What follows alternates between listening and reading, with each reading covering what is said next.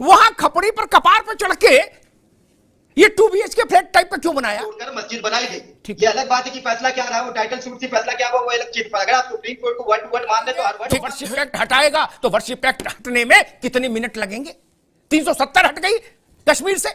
जो लोग कह रहे थे वहां खून की कहा उस 2 एकड़ की जमीन में मस्जिद बनाने की क्या जरूरत थी? आप फतेहपुर सीकरी में पूरा शहर बसा सकते हो, मस्जिद के लिए जमीन नहीं थी।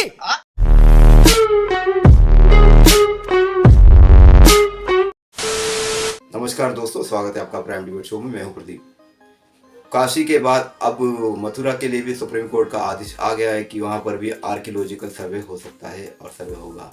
सर्वे होने के बाद क्या खुलासा होने वाला है आपको पता ही, कोई बताने की बात नहीं। तो दोस्तों इस पर ही डिबेट है और डिबेट में आप देखोगे कि राष्ट्रीय उलमा काउंसिल के अध्यक्ष रशादी जो भी है और इनके साथ और कांग्रेस के प्रवक्ता मुन्ना खान के साथ अमिताभ अग्निहोत्री जी की बहुत जोरदार डिबेट हुई है। ये रशीदा जो है, मुझे इनका नाम ही याद नहीं, समझ में नहीं आता। इनके साथ तो बहुत ही गर्मा गर्म डिबेट है अमिताभ अग्निहोत्री जी की। ये सेकंड पार्ट में इनका होगा। पहले तो मुन्ना खान से हिसाब से अमिताभ अग्निहोत्री जी अच्छे से निपटेंगे। तो दोस्तों डिबेट बड़ी मजेदार होने वाली है, आपको बहुत मजा आएगा। शुरू से लेकर लास्ट तक पूरा डिबेट जरूर देखिएगा। तो चलिए शुरू करते हैं डिबेट वीडियो। Let's start. तो करना, ये भी परेशान हो गए, हम भी परेशान हो गए, करो फिर। जिस समय यहां मस्जिदें बनी, ज्ञानवापी और ईदगाह, उस समय हिंदुस्तान की आबादी होगी कितनी? 10 लाख 15 लाख कुल पूरे देश भर में, 10-15 करोड़ पूरे देश भर में रही होगी। कहो इतनी भी ना हो। आजादी के समय 32 करोड़ थी। जमीन इफरात में थी, लोग कम थे, ठीक। और सुल्तान आलम शहंशाह हिंद को कौन रोक सकता था? ना तो तब विकास प्राधिकरण थे, न नगर पालिकाएं थी, न चुंगी थी, न नक्शा बनता था, न आरसी होती थी। अरे हटके मेरे भाई, इससे चौगुनी बड़ी मस्जिद बनाते, कोई रोक रहा था? काशी में, मथुरा में वहीं ऊपर चढ़ा के क्यों बनाई मस्जिद? बोले छोटी बनाना मंजूर है लेकिन बनाएंगे सिर्फ खोपड़ी पे। क्यों भाई, कोई रोक थी? औरंगजेब को कुछ हाथ पकड़ रहा था? बनारस में जहां मुस्लिम आबादी रहती का बाहुल्य है, आज भी जिस इलाके में वहां मस्जिद जाके बनाते और चौड़े में बनाते, 2-4 गांव मस्जिद बना लेते अकेले। ये तो ऐसा हो गया जैसे दिल्ली में लक्ष्मी नगर में होता है 30 मीटर के प्लाट पर है 16 फ्लैट बना दिए। वहां तो गरीबी है इसलिए मजबूरी है। औरंगजेब को तो मजबूरी नहीं थी। क्यों नहीं बनाया? 100 एकड़ में मस्जिद बनाते।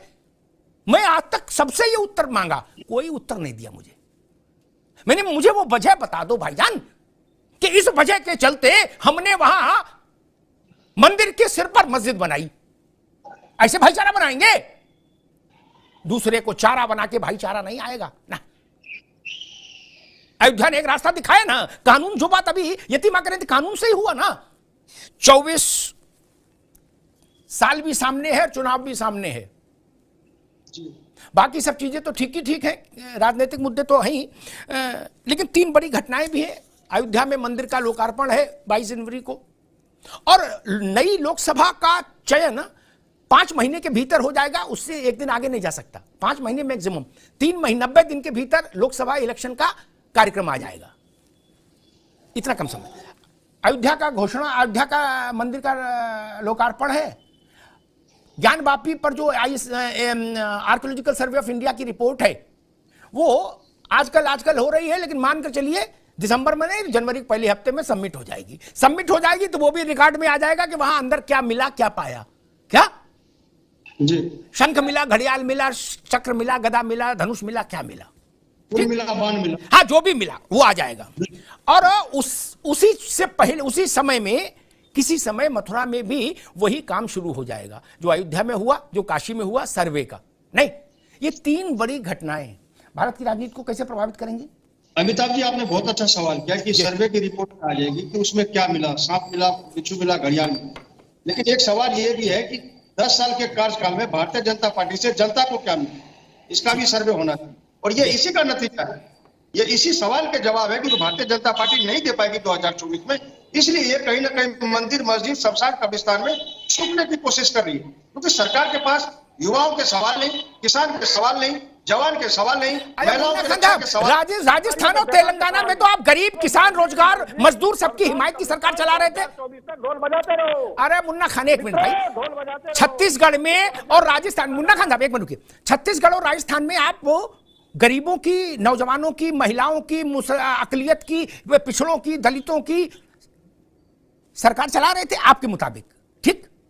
स्वर्ग धरती पर उतार दिया था, जन्नत उतार दी थी आपने छत्तीसगढ़ में और राजस्थान में, काहे हटा दिया पब्लिक ने? देखिए अमिताभ जी, चुनाव तो हिटलर भी जीतते थे, सारे सिस्टम को हैक करके चुनाव जीत लेना कोई बड़ी बात नहीं। दूसरी बात, 10 सेकंड ओनली। दूसरी बात क्या है कि कांग्रेस पार्टी सिर्फ भारतीय जनता पार्टी से नहीं लड़ रही, कांग्रेस पार्टी भारतीय जनता पार्टी के 5 सिस्टम से लड़ रही है। भारतीय जनता पार्टी के मसल से, भारतीय जनता पार्टी के पावर से, भारतीय जनता पार्टी के पैसे से, भारतीय जनता पार्टी की मीडिया से और भारतीय जनता पार्टी के मसल से। ये मसल 2 बार कह दिया, 4 ही हुए, मसल 2 बार 4 ही हुए, गड़बड़ा गया थोड़ा, कोई नहीं, 4 भी काफी है, 4 भी काफी, कोई चिंता की बात नहीं, ठीक है। लेकिन बात एक नपना एक रखो, हम आपको बिल्कुल 100 में 100 नंबर देंगे। अच्छा, ये छत्तीसगढ़ में भाजपा ही जीते, ये हिटलर है भैया, सुन लो मनोज पंडित, छत्तीसगढ़, मध्य प्रदेश, राजस्थान में आप जीते, मुन्ना खान करे हिटलर है, लेकिन ये नहीं बोल रहे कि तेलंगाना में ये जीते तो ये मुसोलिनी है, ये नहीं बोल रहे भाई, नपना तो एक ही रखना होगा। तेलंगाना में आप जीते तो आप गौतम बुद्ध हो, अजब तो अजब भाई, तमाशा कर रहे हो यार, ऐसा ना करो, कोई देश की जनता ने भांग नहीं खाई महाराज। अमिताभ जी मैं जवाब दे दूं? ना अभी नहीं दे, जवाब दो, हमने देश को जवाब दे दिया, जो आपने गोलमोल जलेबी छानी, मैंने उसको सीधा कर दिया जलेबी को, अब नहीं, ना अभी नहीं, इसलिए ये सब बातें नहीं चलती मित्र, कि हम जीते तो हम गौतम बुद्ध है, अब दूसरे जीते बोले ये तो चोर है, ये नहीं चलेगा, ये मजाक बनती इसकी। मान लीजिए कि मैं औरंगजेब हूं भाई, तोड़ दिया मंदिर, एक फेनेटिक सोच थी, तोड़ दिया, ठीक, लेकिन मस्जिद अगर बनानी है, ज्यादा बेहतर जगह वहां नहीं थी जहां सलीम चिश्ती का अकबर बनवा के गए थे मकबरा? नहीं, उनके लिए रहने का घर, दुकान, द्वार बनाया था फतेहपुर सीकरी, मुस्लिम आबादी भी थी, मीलों मील खाली था, नहीं, विश्व की सबसे बड़ी मस्जिद बना जाते आलमगीर, वहां खपड़ी पर कपार पर चढ़ के ये 2 BHK फ्लैट टाइप का क्यों बनाया? तलहा रशीदी साहब, आपसे मेरा प्रश्न कि अगर कोई ये कहे कि जैसा औरंगजेब ने किया हम वैसा ही करना चाहते हैं काशी में और मथुरा में, तो आपकी आपत्ति बनती है कि भाई ऐसा नहीं करना चाहिए, ठीक?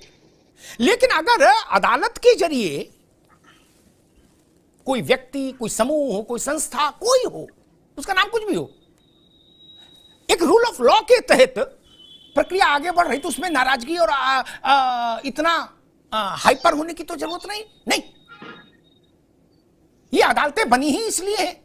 मैं सबसे पहले आपको स्पष्ट रूप से बता दूं कि अगर आप औरंगजेब को मुसलमान मानते हैं और अगर औरंगजेब मुसलमान थे हकीकत में, तो कोई भी मुसलमान जो थोड़ा सा भी दीन धर्म जानता होगा, जिसके अंदर थोड़ा सा भी ईमान होगा, नमाज रोजा और शरीयत जानता होगा, तो वो जानता है कि किसी भी ऐसी जमीन जो किसी से कब्जा की गई हो, किसी से जबरदस्ती छीनी की गई हो, किसी को किसी भी प्रलोभन से ली गई हो, वो अगर ईमानदारी से खरीदी नहीं गई है, वो जमीन उसकी ओनरशिप का राइट नहीं है उस पर, तो वहां पे मस्जिद को बना ही नहीं सकता। और अगर वो मस्जिद जबरदस्ती जबरन बना भी देता है, कोई ढांचा खड़ा भी कर देता है, तो उस मस्जिद में नमाज जायज नहीं होगी, आप कितनी भी नमाज पढ़ डाले, नमाज शरन जायज नहीं होगी। तो जो जैसा कि आप कह रहे हैं कि जो इस देश का बादशाह था, जहां हाथ रखता वो जमीन उसकी हो सकती थी, सब कुछ थी, उसको इतना सा छोटा सा मसला दीन का धर्म का नहीं पता होगा, जबकि आप उसे फैनेटिक कह रहे हैं इसी शो पे। साथी साहब, आप बात ही नहीं समझे, ना आप गलत जवाब दे रहे हैं, ना अभी रुकिए, आप बात नहीं समझ पाए, आप बात नहीं समझ पाए। मैंने कहा उस 2 एकड़ की जमीन में मस्जिद बनाने की क्या जरूरत थी?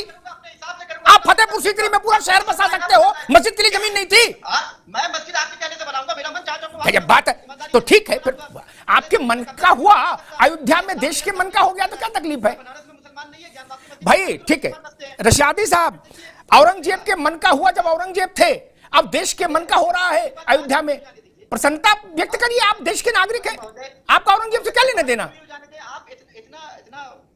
बात पूरी हो जाने थे। दूसरी बात ये कि बाबरी मस्जिद के वर्डिक्ट में आप देखिए, आप लगातार बार बार कह रहे हैं कि मंदिर तोड़कर मस्जिद बनाएगी, आप कह रहे हैं कानून और सुप्रीम कोर्ट की दुहाई दे रहे हैं, तो सुप्रीम कोर्ट का फैसला बाबरी मस्जिद के उसमें पढ़ लीजिए। सुप्रीम कोर्ट स्पष्ट तौर पर कह रहा है कि इस बात का कहीं कोई सबूत और प्रमाण नहीं मिलता कि वहां पर मंदिर तोड़कर मस्जिद बनाई गई। ये अलग बात है कि फैसला क्या रहा, वो टाइटल सूट से फैसला क्या हुआ, वो अलग चीज पर। अगर आप सुप्रीम कोर्ट को वर्ड टू वर्ड मान रहे तो हर वर्ड को मान लीजिए। ठीक है तलहा रशीदी, ये अजब हाल है भाई, अर्ध सत्य अनुकूल सत्य, ये चीजें खराब हैं।